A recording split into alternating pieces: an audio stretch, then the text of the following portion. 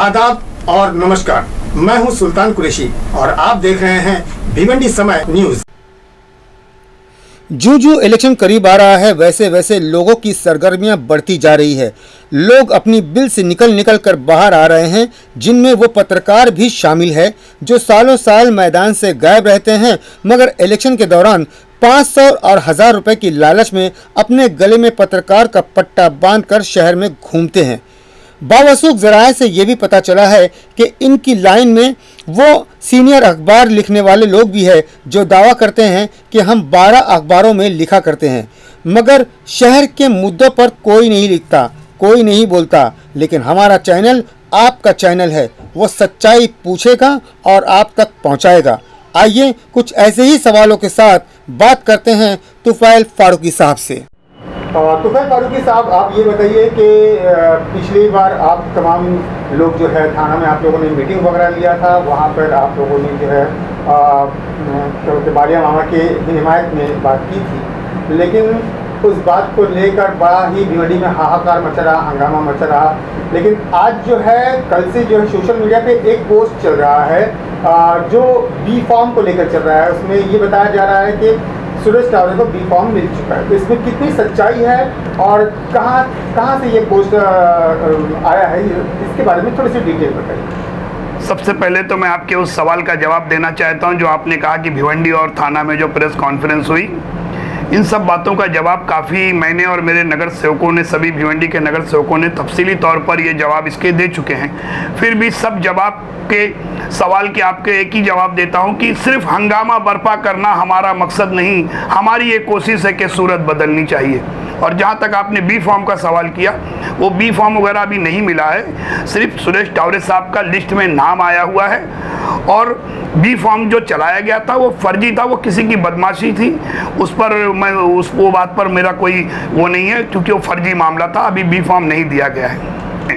हम लोग निष्ठावादी कांग्रेसी हैं। हमारा इतिहास ये रहा है कि हम लोग कांग्रेस को जब भी जरूरत पड़ी है, कांग्रेस के साथ हम लोग कंधे से कंधा मिलाकर कांग्रेस को आगे बढ़ाने के लिए हमेशा काम किए हैं और हमेशा करते रहेंगे।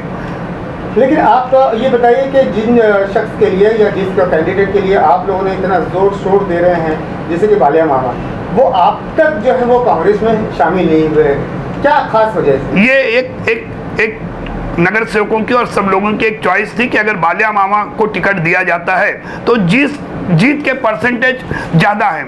इसलिए हर आदमी जो हार देख चुका है और जो भिवंडी की स्थिति देख चुका है और जिस तरीके से भिवंडी के अंदर महानगर पालिका में तमाम तरीके से विपक्षी दलों के नेताओं का अमल दखल रहा है, चाहे वो खासदार हो चाहे आमदार हो, यहाँ के भिवंडी के तमाम ऐसे काम जो बुनियादी, आप ही लोग सवाल उठाते हो कि साहब रास्ता नहीं बना, आपके 47 नगर सेवक हैं, ये काम नहीं हुआ, आपके 47 नगर सेवक हैं। तो मेरे भाई, जो लोग हर चीज़ का, हर मुद्दे का और हर मामले का सामना करते हैं, वो लोग बेहतर समझते हैं शहर के हालात को, और शहर की बेहतरी और लोगों की बेहतरी किसमें होगी वो लोग सोचते हैं और समझते हैं। हमसे और आपसे 10 गुना ज़्यादा हमारे नगर सेवक उस चीज को अच्छा समझते हैं। और कोई सुरेश टावरे साहब के विरोध में नहीं है, कोई बालिया मामा के फेवर में नहीं है।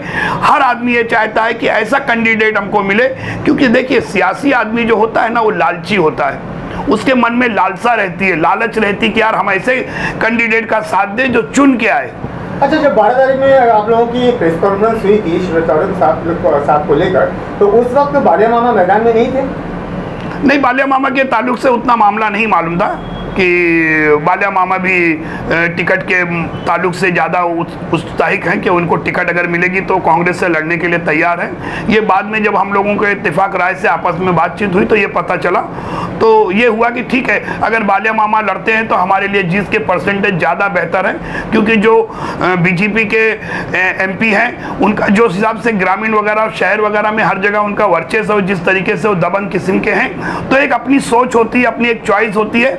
उसमें कोई सुरेश टावरे के खिलाफ कोई बात नहीं है, ना कोई बालिया मामा के फेवर में। हर आदमी एक सोचता है कि भाई जिस तरीके से पहलवान रहे उस तरीके से वो पहलवान दूसरा उतारा जाए, ताकि मुकाबला बराबरी का कम से कम हो।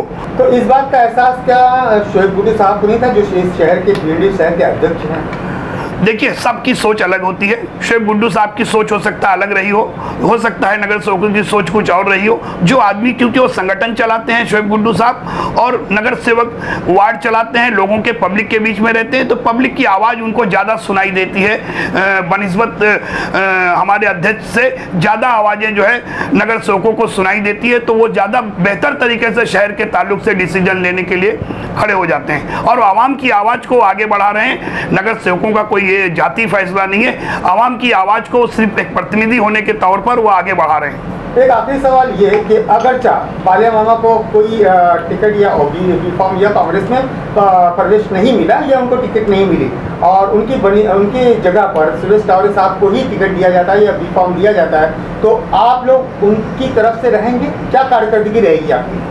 बिल्कुल, हम लोगों ने पार्टी के खिलाफ काम करने का कभी कोई ऐसा बाइट नहीं दिया या कोई स्टेटमेंट हमारा नहीं है पूरे लोगों का कि हम कांग्रेस के खिलाफ कोई काम करने वाले हैं। जिसको भी पार्टी, हमारी मांग है, मांग पूरी भी हो सकती है, नहीं भी हो सकती है, लेकिन जो मांगना हमारा हक था हमने मांगा। अगर नहीं मिलेगा तो उतना ही लगन से और उतना ही जोर शोर से, उतना ही ईमानदारी से हम सुरेश टावरे साहब का काम करेंगे और कांग्रेस पार्टी को यहाँ चुनकर लाना ही है। कि आप सारों ने पहाड़ों के जिगर चीर दिए, हौसला चाहिए चट्टान से टकराने का। जय हिंद, जय महाराष्ट्र।